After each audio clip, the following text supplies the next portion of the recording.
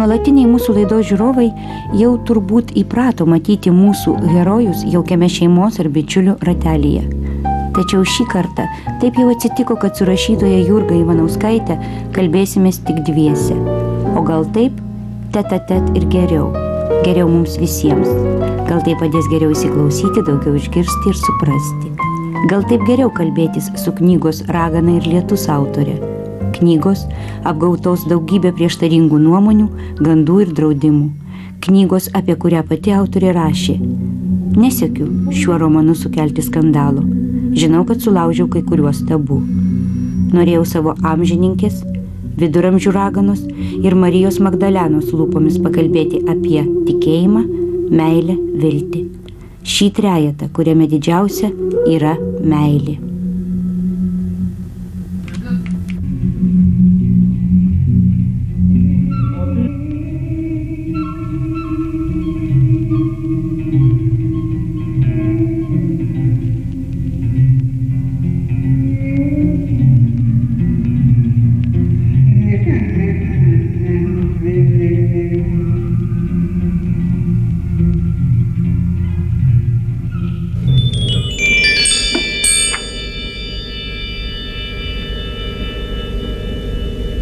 Jūs, Jurga, gyvenate name, kuris garsus savo literatūriniam tradicijom ir garsus žmonėmis, kurie gyveno čia.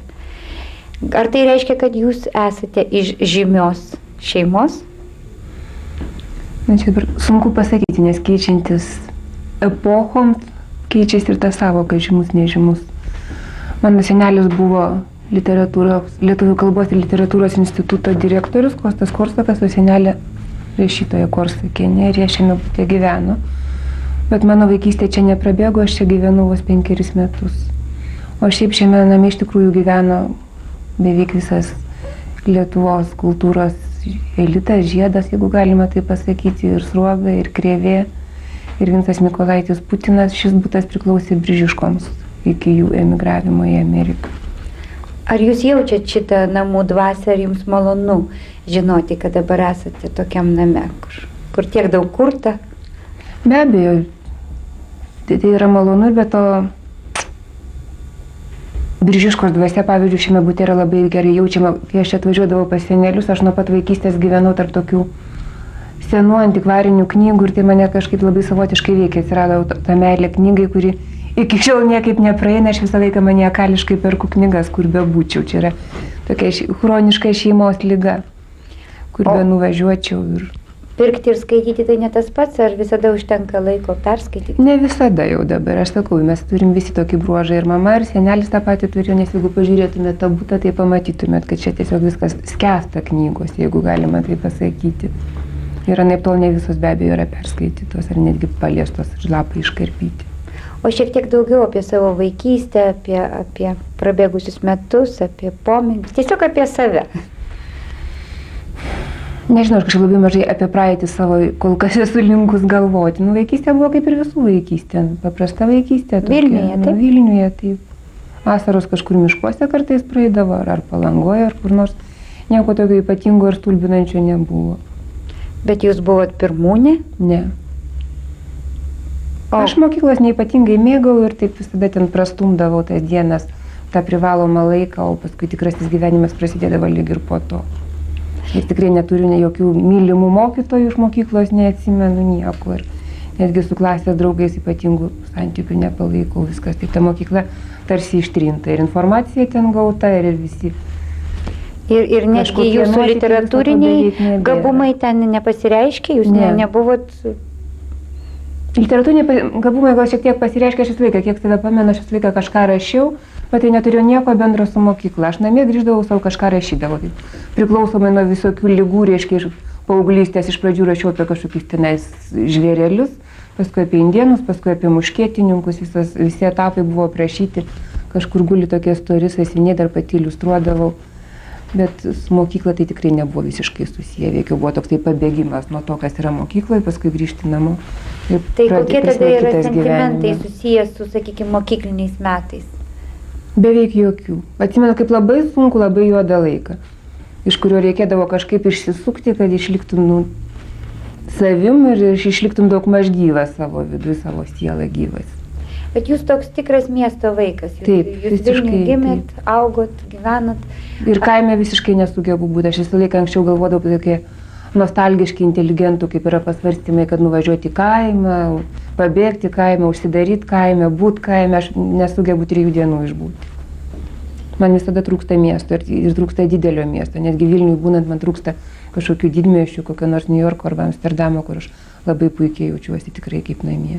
Aš kaip tik taip ir norėjau banaliai paklausti, ar Vilnius yra tas pats mylimiausias pasaulio miestas? Šiuo metu tikrai ne, nes Vilnius yra be galo pasikeitęs, yra atsiradę kažkokie visiškai nauji man nesuvokiami ir nepriimtini žmonės, kurie vaikšto gatvėmis. Ir man rodos nieko bendro neturi su šito miestu ir jo istorija ir apskritai jo dvasia. Ir dabar man Vilnius yra visiškai svetimas. O Jurga, ar yra kas nors žmonės, įvykiai, galų gale daiktai, kam jūs esate labai dėkinga už ką nors? Aš visą laiką labai džiaugiuosi, kad man gyvenimas suveda su be galo įdomiais žmonėm ir su neįtikėtinai skirtingais žmonėm. Tai šitą Dievo dovaną aš visą laiką jaučiu. Ir jūs galite sakyti, kad jūs turit labai daug draugų? Ir netgi galiu pasakyti, nors tai vėlgi yra blogo tono dalykas, kad aš tikrai turiu daug draugų.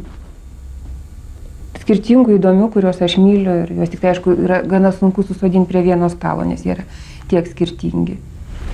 O koks gyvenimo būdas yra jūsų, sakykime, gyvenamas ir koks yra siekiamas, o gal jis ir yra pasiektas? Ar daugiau toksai griežtas, suplanuotas, ar galbūt daugiau kažkoks laisvas, kaip mes įsivaizduojam, bohemiškas?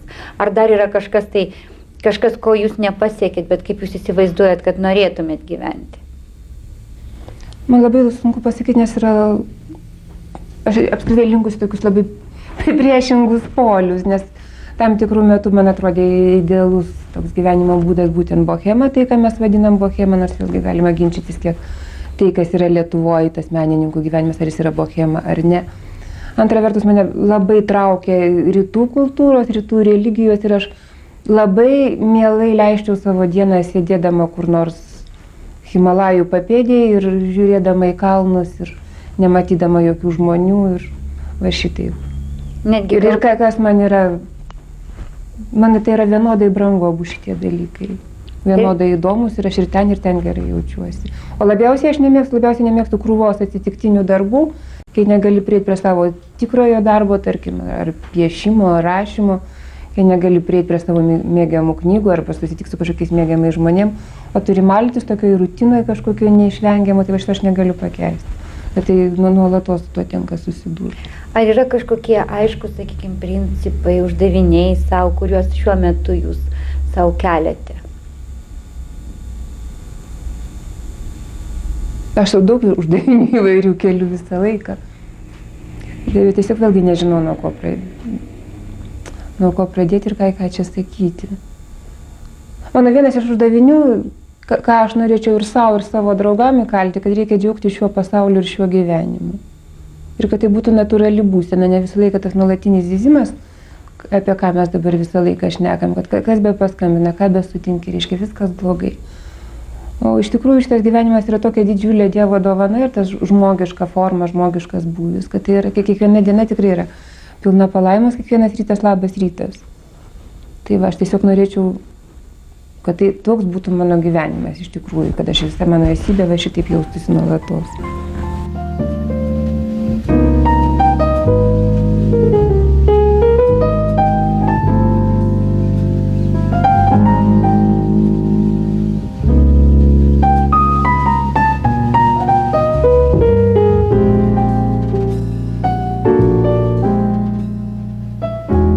Vardą ir pavardę sieja su feminisčių judėjimu Lietuvoje. Ar tai yra tikrai taip? Ne. Aš vienu metu buvau tuo šiek tiek susidomėjus ir gal tam tikram gyvenimo etape man tai padėjo, bet dabar vis tiek man atrodo, kad visas tas feministinis judėjimas yra pakankamai išoriškas ir toks, susijęs daugiau su kūniškom problemom. O vis tiek aš manau, kad yra tam tikras lygmuo, kur vyras ir moteris, tarkim, dvasinis lygmuo, kurie yra visiškai lygus sielos tame lygmenyje. Ir netgi ir bendraujant vyrui su moterimi, man atrodo, galime labai nesunkiai pasiekta būsena, kai nebėra jokios diskriminacijos nieko. Ir dėl to aš tikrai, kai mane sieja su feminizmu, aš dabar visada prieštarauju, o be to prieš mano paskutinę knygą labai sukilo feministės, tai jos taip savaime mūsų keliai išsiskyrė. O ar jūsų planuose, nežinau, taip nenorėčiau lysti labai į jūsų asmenį, bet niekada nėra tokių planų, kad jūs būsite šeimos mama, žmona ir tai bus toks tikrasis. Nežinau, jeigu tai bus tikrasis tas žmogus, kuris man iš tikrųjų skirtas, tada taip, o šiaip aš į tokius atsitiktinius eksperimentus nenoriu lysti, kad tai būtų būtent šeima susirišti su kažkuo. Šiuo metu labiau jūs linkusi į vienatvę, ar ne į tokį? Vienatvę. Ne, aš nežinau, aš nepasakyčiau, kad tai yra vienatvė.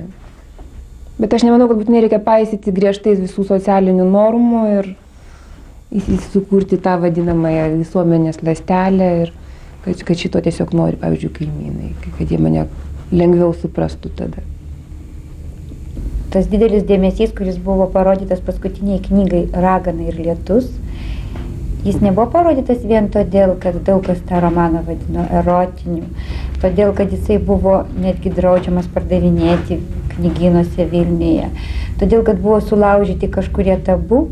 O Jurga, kas jums yra šitas romanas toks, sakykime, jau net skandalingas, Ragana ir lietus?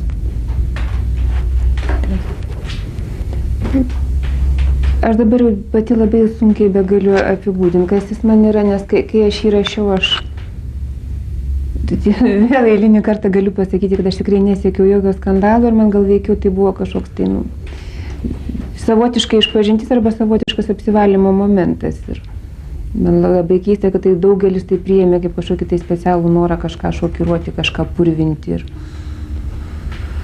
ir kažką įžeisti, kažkokias tai šventenybės. Aš siekiau, atvirai sakant, visiškai priešingų tikslų ir man buvo gan keistas nesusikalbėjimas su tam tikrais visuomenės sluoksniais. Ačiū Dievui, kad ne su visais. O kaip su tuo netitikimu tautos etinių normų?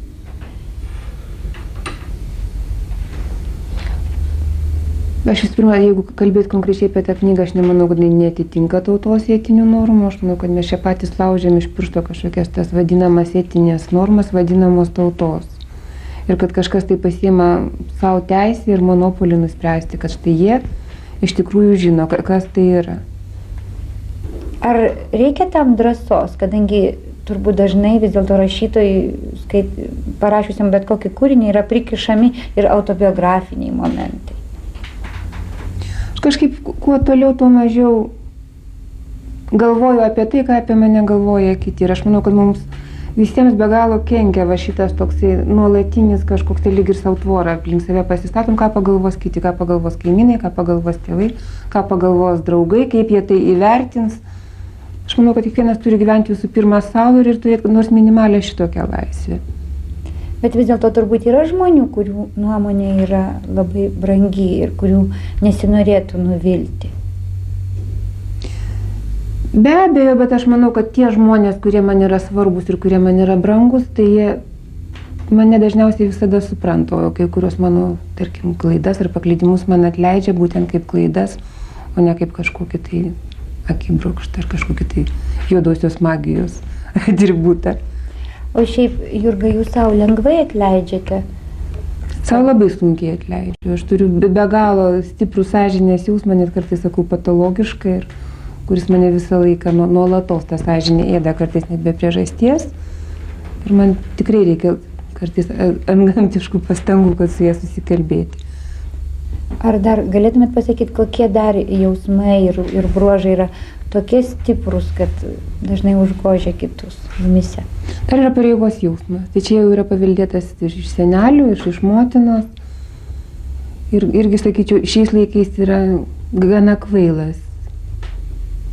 Kai visi aplinkui to jausmo neturi, pats pasijunti nei šiaip, nei taip kartais. Konkrečiuose situacijose, kalbant apie kokį nors susitikimą laiku padarytą darbą, išpildytą, ištesėtą pažadą. Nes kai pats tą jausmą turi, visą laiką galvoja, kad ir kiti jį turi. Ir man pastaruoju metu labai dažnai tenka susidurti, kai aš tiesiog lieku viena kaip pirštas, kai visi man ką nors žadėjusi, jie nemano kokiam nors kitam bendram darbui, ką nors žadėjusi, jie dingsta kaip į vandenį. Ir aš tiesiog nežinau, kaip tokiuose situacijose elgtis, nes manyje šito visiškai nėra. O ar dabar tas skandalas, kurį sukėlė ta paskutinė knyga Ragana ir lietus, ar jisai niekiek neatsilieps rašant kitą knygą? Aš norėčiau, kad ar pačiam knygos tekstui, ar mano kažkokiai savijautai. Savijautai. Ir tekstai? Man truputėlį, reiškia, visą laiką dabar verda toksai noras pradėti kandžiotis ir kaip kam kažką tai taip tarp eilučių atsakinėti, bet aš bandysiu savo šito neleisti. Nes aš nenorėčiau, kad vilktųsi kažkokios uodegos iš vienos knygos į kitą. O šiaip toji kita knyga, apie kurią mes kalbam, bet net aš nežinau, ar ji yra. Ji yra? Jau. Ne, kol kas yra dar tik tai taip nuojautose kažkokiuose. Ar tos nuojautos yra tos, kurios kilo, pavyzdžiui, paskutinės kelionės į Indiją metu?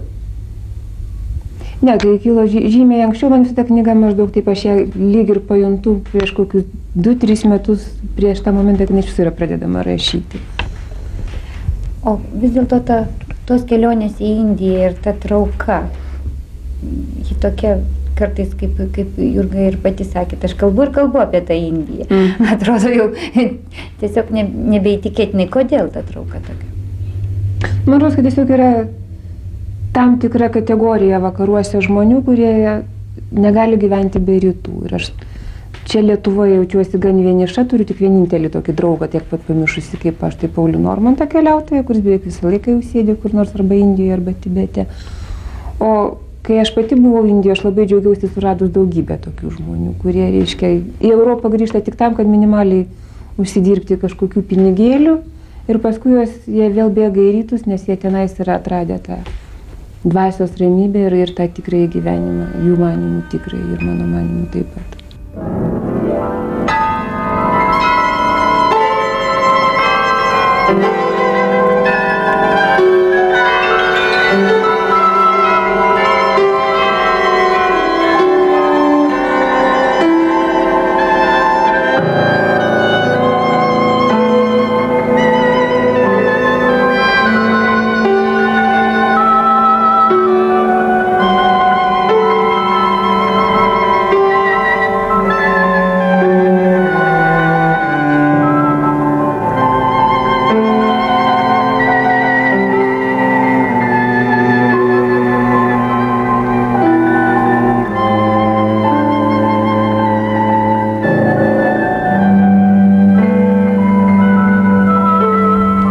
Tikriausiai, kad žodžiais nelabai ir galima paaiškinti visą, ką teko patirti Indijoje, ar ne?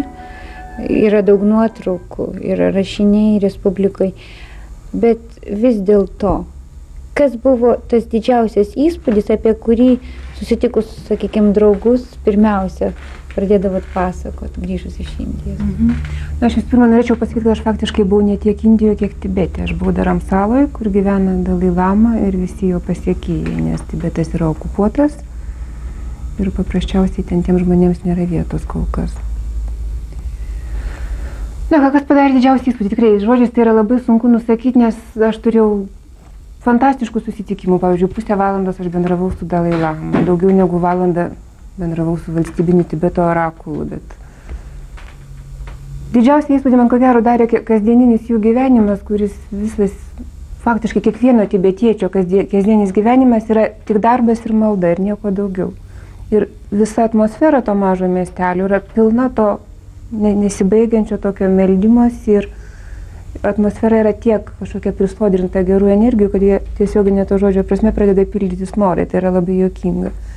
Nes mes ten bandėm su kai kuriais vakariečiais apie tai kalbėti, reiškia, aš pradėjau, kad čia tik man taip atsitinka, aš ką nors pagalvoju, ir opa, ima ir išsipildo. Ir aš taip iš pradžių tai priminėjau kaip kažkokį tokį, egzotišką dalyką, paskui mes taip analizavom ir pasirodo, tai yra visur, kur yra didžiuliai budistiniai vienuolynai ir kur yra iš tikrųjų daug tos maldos ir daug tos energijos, kad iš tikrųjų taip ir darosi. Tai vat man tas padarė didelį įspūdį ir antra vertus tai, kad ten yra labai didžiulis skurdas. Mes čia bandom su kažkokiom pretenzijomis laiką aiškinti, kad Lietuva yra skurdi, nelaiminga ir dėl to žmonės tokie pikti. Ten skurdas yra 1000 kartų didesnis, žmonės yra visi tremtiniai, visi yra praradę nors vieną savo šeimos narį Kinijos okupacijos metais. Bet žmonės yra nepaprastai laimingi, linksmi laimingi yra tiesiog spinduliuoja šviesą ir šilumą skleidžia. Irgi vėlgi tiesioginė to žodžio prasme, ne kaip nors neperkeltinė. Tai man padarė milžinišką įspūdį, nes aš maniau, kad reiškia posakis geras žmogus jau yra kažkas tokio iš XIX amžiaus, iš praėjusio amžiaus, o gal tai apskritai neegzistuoja. Ir šiandien susiduri su ta kasdienybė, kas darosi gatvėje. O ten tai yra iš tikrųjų taip. Tai yra geri, linksmi žmonės, kurie džiaugiasi gyvenimu, kurie gyvena dėl Dalai Lamos. Nors jų gyvenimo esmė yra darbas ir malda, bet jie nėra asketai, taip? Ne, asketai visiškai nėra. Askezė netgi yra draudžiama budizme, Tibeto budizme. Kad tai yra, Dievo jie taip pat lyg ir neturi, nes Dievas yra kiekviename pagal Tibeto budizmą visus postulatus, bet askezė tiesiog įžeistų šitą viso pasaulio darną, nes žmogus turi priimti viską, kas jam duota. O kaip šiaip galima įsivaizduoti? Štai Jurga Ivanauskaitė išlipo iš lėktuvo, ar ne? Ir visai viena, ir nieko ten nepažindama, kažkur eina. Tai buvo taip, toji kelionė? Taip, aš išlipau kaip į orkaitę, buvo 40 laipsnių karščio. Mane iš karto užpuolė rikšos, pačiupo kuprinę, ten kažkur tai aš bėgau jiem iš paskos, jie mane tiesiog net žodžio prasme pagrobė. Aš dar buvau klaikiai prigazinta, mane visi čia aiškino, kad ten bus visi priešai, visi mane ten apvoks išprievartaus užmuš kur nors dykvietėje, bet nieko panašaus nebuvo. O šiaip aš jau stengiausi nors kažkokius tai rasti koordinatės tam dėlyje baisiam mieste, kur ten kas trečias elgeta, koks nors baisus užpuola be rankų, be kojų, be galvos maždaug. Aš važiavau tiesiai į Dalai Lamos atstovybę ir ten susitikau su tibetiečiais ir jau jaučiausi kaip namie. Ir jie mane paskui įsodino į autobusą ir važiavau į Dharamsalą. Tai jokio baimės jausmo nebuvo? Baimės jausmas buvo čia, kai aš jau čia gavau, susirankėjau, susiubagavau visus pinigus, turėjau bilietus ir kuprinė buvo sukrauta, tai aš čia porą dienų sėdėjau ir galvojau, kad koks velnias mane ten neša. Nes siaubas vienu metu buvo apėjęs, o ten jau ką, atsirandi tenais ir reikia kažkaip gyventi toliau. Bet nebuvo tokios minties ar nebuvo galimybės, kad kažką pasiimti kartu iš draugų, bičiulių, giminių, nežinau. Visų pirma, yra labai paprastos problemos, yra finansinės problemos. Aš bičiulių visokių, šimtai buvo pasiruošusių važiuoti, bet iš kurie gali gauti pinigus. Nes aš sugalvojau krūvą visokių priežasčių, kodėl man tų pinigų reikia ir kai kurie žmonės parėmė. Na, o tie visi dalykai taip sunkiai suvokiami mums, nors esame tikinti žmonės, bet vis dėlto tas bendravimas jų, sakykime, mokėjimas išeiti iš savęs, šitie dalykai buvo žinomi, bet kai prisilieti prie jų, jie turbūt daro milžinišką įspūdį. Jie daro milžinišką įspūdį, bet keiščiausiai, kad jie atrodo visai natūraliai ten, nes yra be galo daug knygų prirašyta ir visą tai vadinama Tibeto magija, mistika ir visaip kitaip, o ten jie yra pakankamai kasdieniai. Ir toje erdvėje net nebestebina. Aš kartais pati save sučiupdavau, kad matau, ką nors visiškai jau neįtikėtino. Na, ir aš nesistebiu. Pavyzdžiui, neįtikėtino. Jeigu aš net pasakysiu, tai nuskambės kaip, pavyzdžiui, orakulo transą, kaip į jį įeina Dievas. Kaip žmogaus kūnas pradeda didėti, pūstis, kaip jis pradeda ryškiai. Iš pradžių nekvepuoja, paskui prabyla visiškai kitų balsų. Tokie dalykai ir yra dar kitokių. Ir teko matyti. Taip. Ir tai yra leidžiama dalyvauti, žiūrėti? Žiūrėti leidžiama, filmuoti reikia gauti leidimą arba fotografuoti, nes buvo BBC kompanija, kuri filmavo be leidimo ir juostelės jam buvo tiesiog ištrintos. Na, o po to, po transo orakulas tampa visai laisvai prieinam kiekvienam. Po transo irgi pakalbėti puikiausiai, nes jis yra maždaug mano amžiaus vienuolis, mes su juo visai ramiai pašnekėjom kažkokiu kavinėje gerdami arbatą, bet jau kai aš pasakiau, ar galima interviu, tai jisai pasakė, aš pats savo nepriklausau, aš esu Dalai Lamos tarnas ir reikia gauti leidimą iš kokio nors ofiso, ar iš religijos ofiso, ar kultūros. Ir aš paskui atėjau pasisų raštu, kad man reikia interviu. Ir tada gavau tą interviu. Tai. Na, o Indijos buitis, juk iš tikrųjų yra tas skurdas, yra ir purvas, ar ne? Ir tas gyvenimas ten viešbutukė pigiam. Tai nebuvo visai jokių problemų? Skurdas yra, aš visiems aišku, jis yra tiek neįtikėtinas, kad mes savo protų jau nebesuvokiam. Ten yra šitiek kartų žemiau bet kokios skurdo ribos, kad kažkaip, man atrodo, europiečio protas atsisako tai priimti. Ypač Delyje. Dharamsaloje yra šiek tiek kitaip, nes tibetiečiai vis tik visi dirba, ko nepasakysi apie indus. Nu, ir ten yra koks 100 elgetų, bet jie visi yra indai ir jie yra taip, jos vienuoliai maitina, jie yra tokie daugiau, jų profesija tokia, jie elgetos ir viskas. O šiaip tai ta būtis man visiškai netrūkdė. Man ten, aš visą laiką visiems čia pasakoju, kad aš buvau rojuje, antra vertus aš pagalvojau, kad reiškia kas nors mano, koks nors geras draugas ar mama ar dar kas nors iš artimų žmonių pamatytų, kokios iš tikrųjų buvo to rojaus buitinės, tarkim, sąlygos, nu gal jie ir pakrauptų ir išsigastų, bet kad ten tai nesijaučia. Ir ten, nu, tarkim, mano ką tik draugai grįžo iš Nepalo, jie važiavo 3 paras iš Dėlio iki Katmandų stovėdami autobuse sausakimšam. Ir jie sakė, kad iš to visai nejuto. Nes ten vėlgi yra visiškai kitoks kažkoks žmonių santykis. Jie nors ir sukimšti, bet jie vienas kito erdvės nepažeidžia. O kaip čia reiškia pas mus, nu kur nors nueinėti stoja ar įlipi į autobusą, tiesiog jauti reiškia, kad nu tave visi žudo praktiškai. Tai yra daugiau beveik neįtikėtina negu šitie pasakojimai apie transą ir kitus mistinius dalykus, todėl kad vis dėlto, kada pradedi pas mus propaguoti kažkokias idėjas, tarpusavio meilės, begalinio gailestingumo ir pagarbos, visi pasako, kad tai daug lengviau būtų daryti, jeigu mūsų nespaustų vargas ir skurdas. Pasirodo, kad tai yra visiškai netiesa, kad yra kažkas ne taip pas mus kitur, ar ne? Ne nuo to, kad, kaip sako, dykas pilvas. Ne, tai be abejo. Ir apskritai, man atrodo, kad man visi ten žmonės, visi tibetiečiai, lamos kokie aukšti ar mokytojai visą laiką akcentavo, kad europiečiai per daug skiria dėmesio išorės dalykam ir kad jie ieško tos laimės visai ne ten, kur jinai iš tikrųjų yra. Ir man atrodo, kad tikrai reiškia, tai aš kalbu ne vien apie materialinės problemas, bet amžinai reikia kažkokio žmogaus ir jo reikia labai egoistiškai dažniausiai, kiek depresijų ir nelaimių ir savižudybių iš to kyla. Ir vat viskas maždaug taip. O šiaip ten tikrai žmonės, vat keiščiausia, kad visi tie postulatai, kurie vėlgi aš čia bandau daug rašyti spaudą apie visą tai, manęs daug kas prašo, kai aš rašau, jie čia skamba labai pompastiškai ir labai tuščiai, reiškia, kad ten žmonės myli vienas kitą, kad jie aukoja kiekvieną savo gerą darbą visų žmonių labai, nu tai skamba labai juokingai šitoje erdvėje.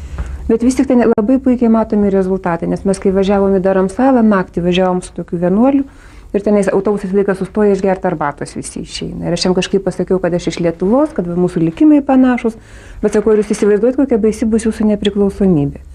Ir pradėjau jam pasakoti apie visas mūsų mafijas, visus mūsų gariūnus, nu viską, ką mes čia visą laiką visi ypač intelektualai skundžiasi, kad reiškia atsirado nauja kita Lietuva, kurios jie nepažįsta ir priimti nenori. Ir man tas tibetietis labai ramiai pasakė, kad ne, šito nebus, nes mūsų žmonės reiškia tiki Dievu ir jie myli Dalai Lamą. Ir aš dar tada taip pakikenau, pagalvoju, nu, gerai, jeigu tu taip sakai, bet aš ten nuvažiavau ir aš pirmą dieną suvokiau, kai jis sakė absoliučiai tiesą. Ir jeigu tibetiečiai atgaus laisvę, jų laisvė, aišku, bus visiškai kitokia negu mūsų. O matyt, mūsų tikėjimas į Dievą iš tiesų yra netoks gilus, kaip mes dedamės, vadindami Lietuvą katalikiškų kraštų. Ar čia yra kažkokios katalikybės bėdos? Aš manau, kad čia yra Europos bėdos visų pirma, vakarų kultūros bėdos, nes tai tas yra visur. O pas mus dar prisidėjo tokia deformacija, kaip visi tie sovietiniai laikai.